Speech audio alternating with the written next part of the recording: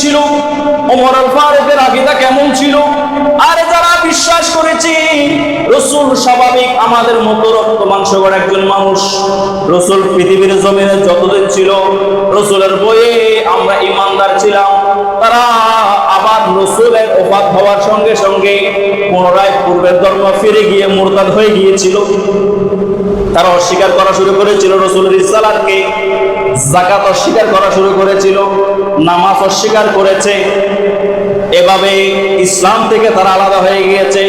আবু বকর সিদ্দিক যখন খেলাফতের দায়িত্ব নিয়েছে, আবু বকর সিদ্দিক যুদ্ধ ঘোষণা করে দিয়েছেন, যে যুদ্ধকে ইসলামী পরিভাষায় রিদ্দাত যুদ্ধ বলা হয়, যারা বলেন সুবহানাল্লাহ, যে রাসূল মৃত্যুবরণ করেছে, রাসূল মারা গিয়েছে, রাসূল আর আমাদেরকে দেখবে না, আমাদের কোনো কল্যাণ আসবে না, এই আকীদা নিয়ে আকীদা সম্পন্ন ব্যক্তি যারা ছিল রাসূলের পর্দার পর পরে তারা আবার মুরতাদ হয়ে গিয়েছে।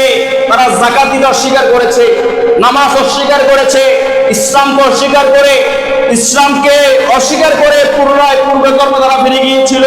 আর আবু বকর সিদ্দিক তাদের বিরুদ্ধে যুদ্ধ ঘোষণা করে যুদ্ধ করেছেন। বলেন সুবহানাল্লাহ। ওই মুরতাদদের অনুসারী এখন আছে না নাই? আমার রাসূল মারা গিয়েছে, মৃত নবীকে জিন্দা নবীকে তালাক দিয়ে দেয়, মৃত নবীর উম্মত হয়ে যায়। বরঞ্চ নয়, আমার রাসূলের শরীয়ত কিয়ামত পর্যন্ত জীবিত।